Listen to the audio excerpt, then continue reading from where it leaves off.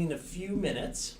However, let's talk about a few things. So today is Wednesday. Some people call it hump day, whatever you want to call it. I like Wednesdays because it's kind of halfway through the week. People are getting excited, things are getting done, and there's still, 2 more days before the weekend. So there's still lots of productivity coming up.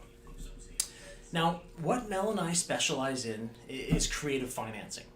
But not only creative financing, it's creative financing in its own, lane. It's creative financing with multifamily units, okay?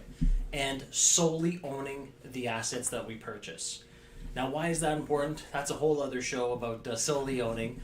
But why is creative financing important, okay? It allows us to get into deals that we would not or might not be able to get into with the standard financing. The big 5 banks here in Canada, the big 4 or 5 banks in the States might not allow us to purchase certain units, certain multifamily income properties, because it might not meet their thresholds or their ratios, that type of thing. So creative financing. Oh, I think I hear Mel. There we go. I'm just talking, Mel. Did you miss me? I did miss you. It's funny. I'm going to completely interrupt the pattern here. I was telling Dave earlier, I just got off a podcast with the Invest Her podcast. And I said, Invest Her? Yes, Invest Her podcast, which is awesome, super exciting. And I was telling Dave, I'm like, it was very different because usually we do all our podcasts together. I said I had a lot of fun. It was wonderful, but it was different doing it without you. And I agree. Like this, 2 minutes I'm on, I kind of, not that it was earth shattering. Were you a little nervous? No, because it's creative finance. I asked that because I got nervous on that podcast.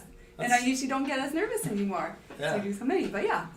And I think we know what questions people are going to ask usually, and we know our lanes.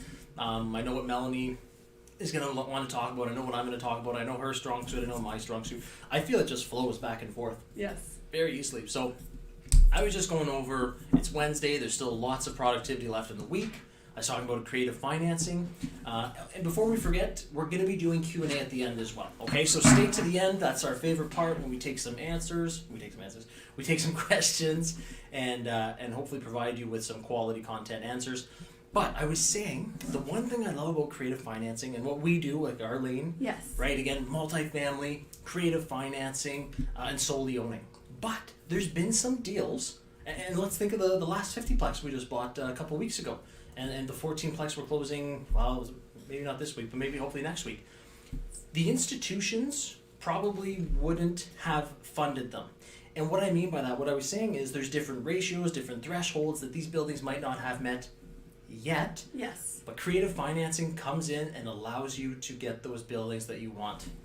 Yeah, absolutely. I gave the example this morning actually on the podcast about the 17-plex that we bought and a couple of years back, and it was through creative financing, and I'll kind of give you the example now so you know what I'm referring to, but and then we'll get more into the mindset as well. But so with the creative financing, so it was an underperforming property, and it was only cash flowing $500 for a 17-plex, which is not a lot. The numbers don't really make sense.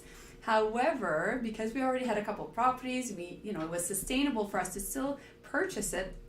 And the reason we chose to still go ahead is because we saw that huge potential, right, where we can refinance it, get a nice lift, and also increase its monthly cash flow as well.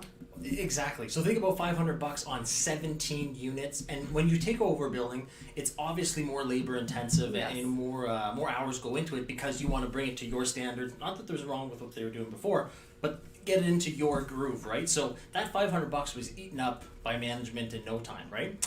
However, we got into the building because we saw every single one of those 17 units, the rents were relatively low compared to the market, right? So the creative financing, because this was a credit union in first place, I think they gave us 70 or 75, let's say, loan to value. And the owner held the remaining portion back, creative financing, right? So seller financing, owner financing, VTB. That couple held back 25%. So that was our 100% finance deal. So that being said, yeah, it's still cash flow $500. Why does this matter to you? because you can do this with you can purchase these types of building with the different mindset of creative financing, and then as the units started giving notice, 5 units later, we're up $2,000 a month. So we went from 500, add an additional 2,000, so we're up to $2,500 profit, just by having a couple of units flip over. So the building was starting to come to fruition, and what did we do? Then we brought it over for a refinance at one of the bigger institutions, right? So creative financing has its place. It's so vital.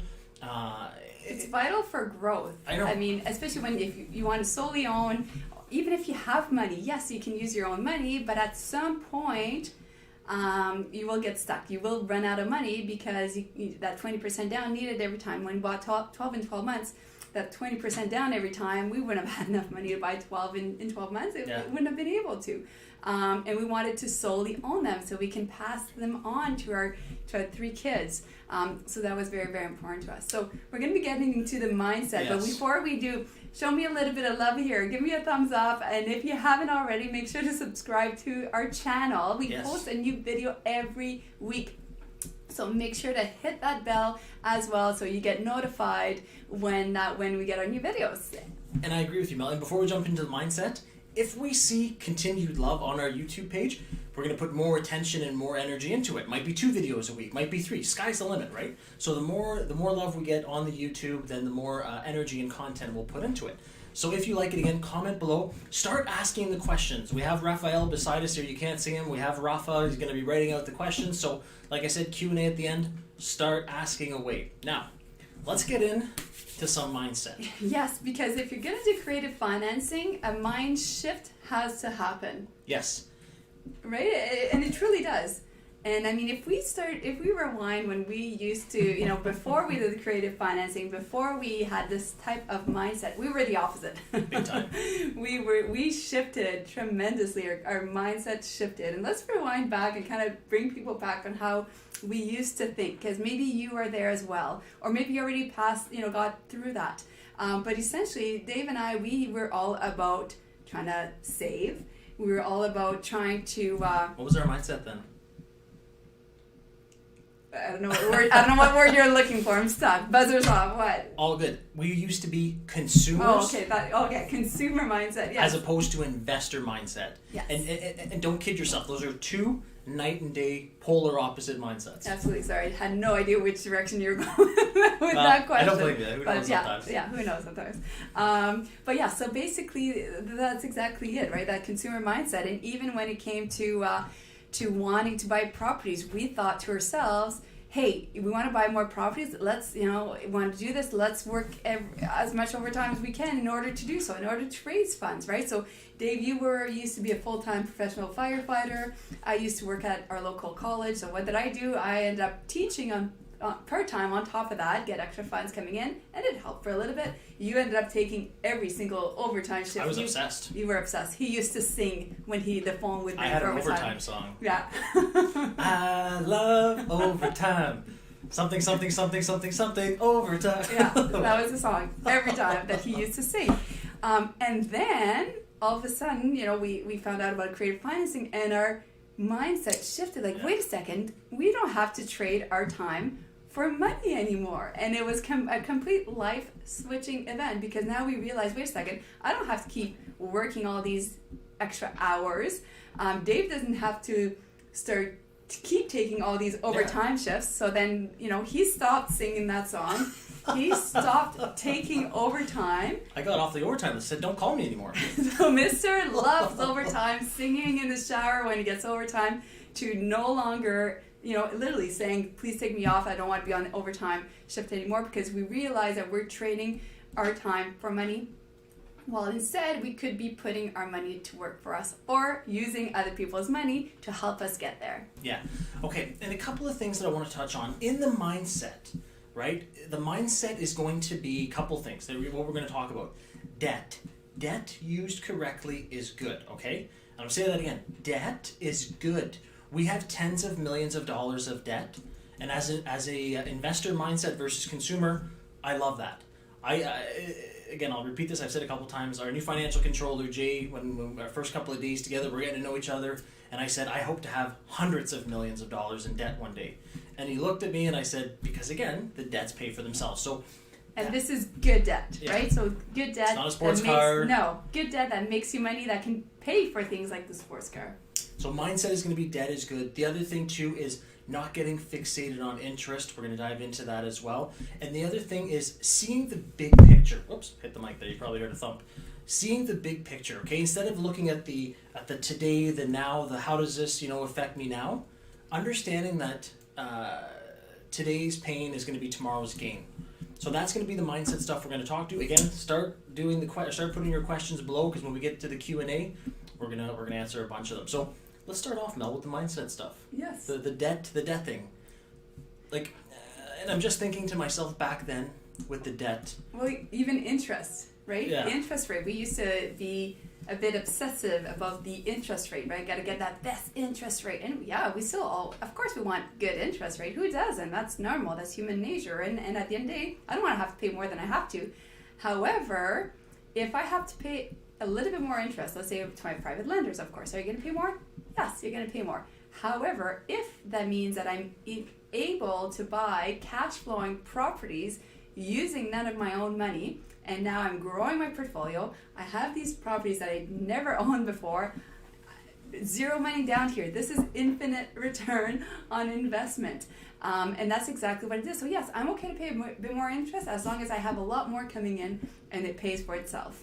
Exactly. And when you're using debt, if you're doing it correctly, right, other people's money, people tell us all the time, well, how do you pay for other things? Or what happens if this happens? Okay, well, exactly. If you're using other people's money, creative financing, in order to purchase your assets, then you have your own money, your own savings to deal with those situations, right? If something goes wrong, you take a left turn somewhere, something happens, well, because you're using debt, good debt, and creative financing, you're not putting your money up, so now you have money to get yourself out of some jams. Yeah, it reminds me as well, I mean, throughout the years, people always ask us, have you guys ever had a mentor? Yes, absolutely. We spent tens of over $100,000 in mentors, and I don't regret a penny, because I'm okay to pay this much as long as it makes me this much, right? And that's the thing, again, the difference between the consumer will only see debt attached to that. Mm-hmm. The investor will see, wait a second, if that can take me from here, and then I'm able to fast forward my growth, learn from your costs and mistakes, reduce my costs, and they see the value in it, right? So that's the difference, again, between consumer mindset and the investor mindset, even when it comes to personal growth and investing in yourself. Yeah, and I keep thinking back of us before, right? And that's why I love talking about us in the past, because before we used creative financing, we did not see the bigger picture. All we would see is, well, I'm going to have to pay extra every month to this lender, this owner financing. We'd see dollar sign for now or interest rate for now. We wouldn't see in the future.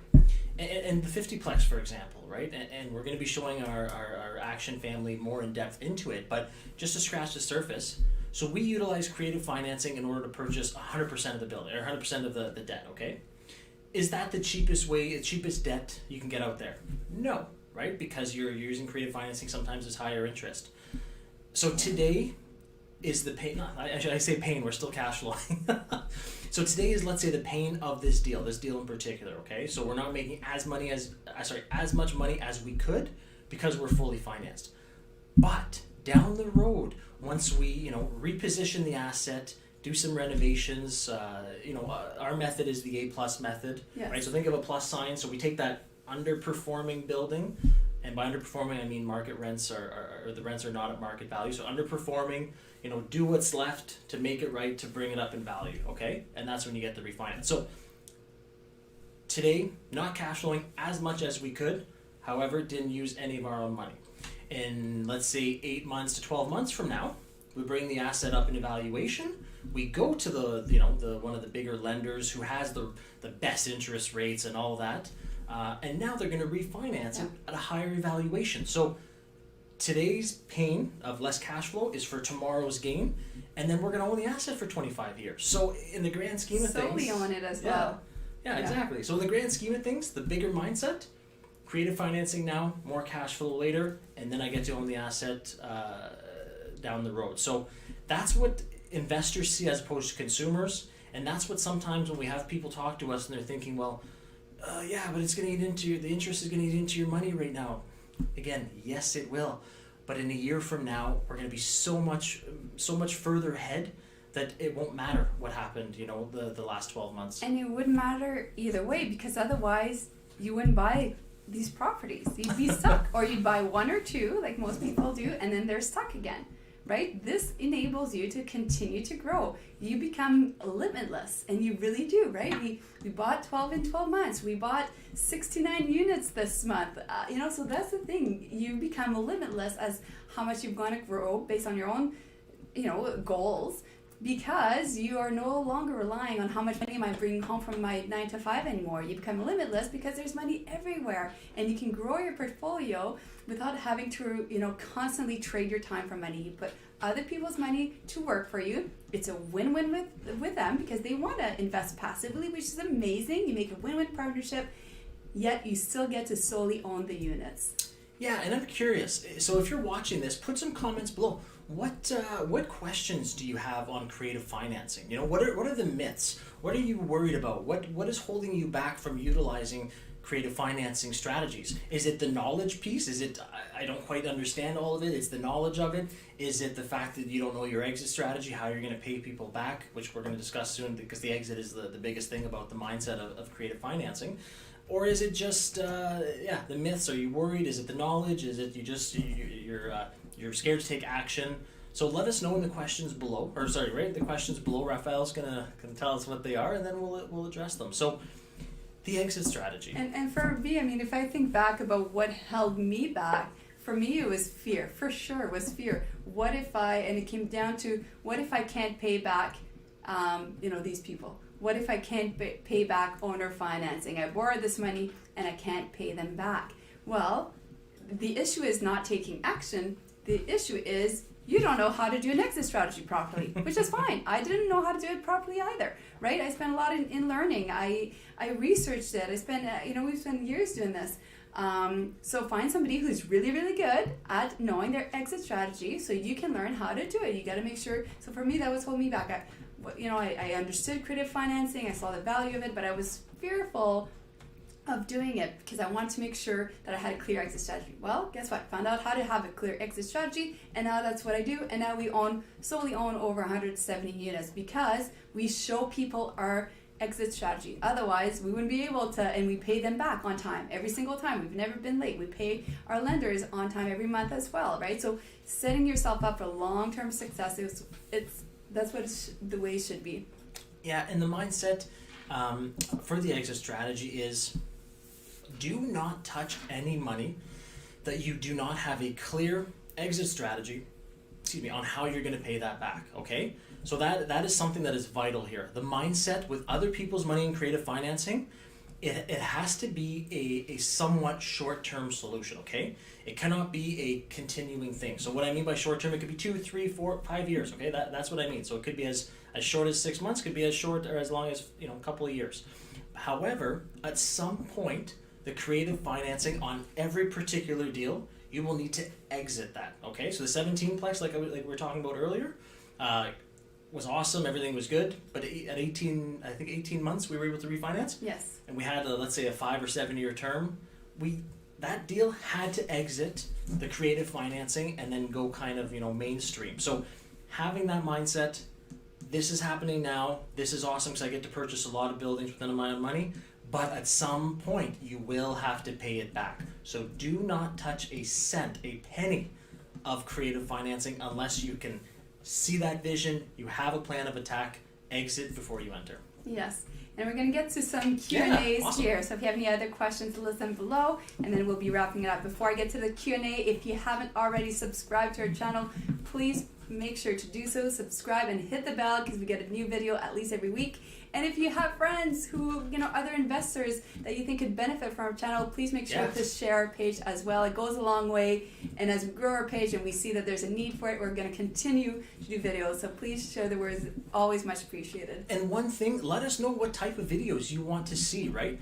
Again, our niche, creative financing, solely owning multifamily units, okay? So now that you know that, what type of videos, what type of content, what type of knowledge do you want us to talk about? So don't be afraid, don't be shy, comment below. We always love hearing from other people. Awesome.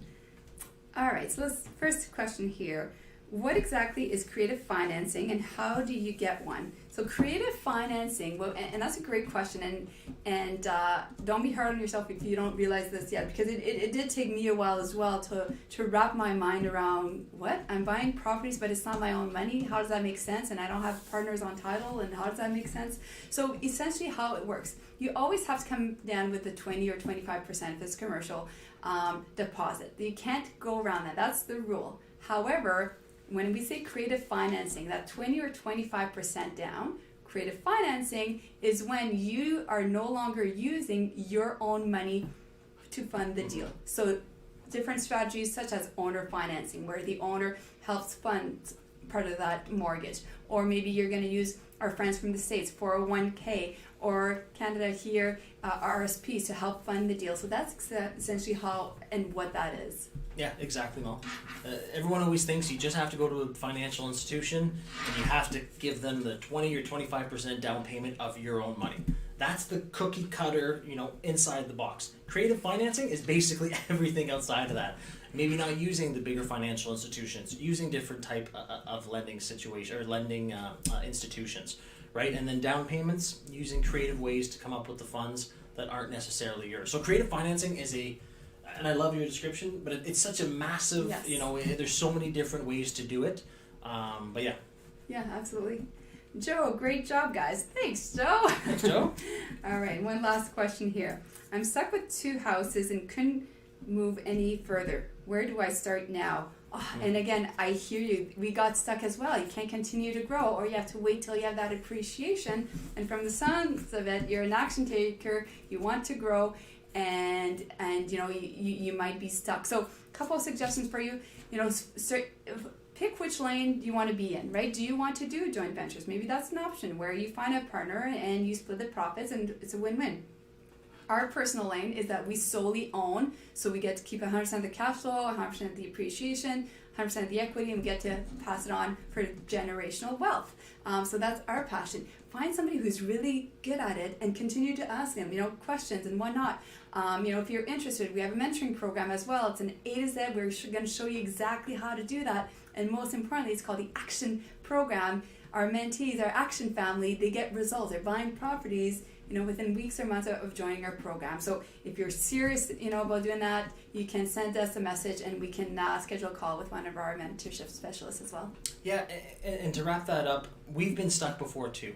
And that's what really forced us to understand and become practitioners of creative financing. So we have been stuck there. Like I said, the big 5 or the big 4 started saying, no, because they have certain ratios and thresholds. And that's where creative financing will truly come in. So what I would suggest to you is get to learn creative financing. Stop going to the same institution that says no, because obviously the ratios or the criteria are not being met. And that's no fault to you. We had, I think, 5 or 6 at one point, and we hit a wall. And we're saying, and we thought we were done. All 6 buildings are cash flowing. We had 2 full-time jobs, right? And they were still saying no. And we were kind of like, what do you mean no? Everything is good on paper.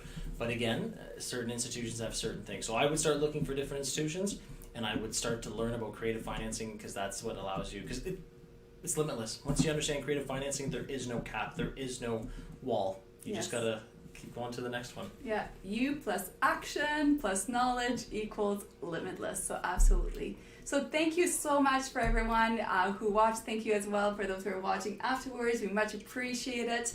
Any final thoughts before we let them go today, Dave? Yeah, I would tell you again, the mindset is 90% of the battle. Understanding it, being okay with creative financing, understanding those concepts that we talked about, the debt and all that it's good if used properly, and the bigger picture. Once you have that and once you change your mindset, it'll change the way you start looking at buildings and you start looking at real estate investing in its entirety.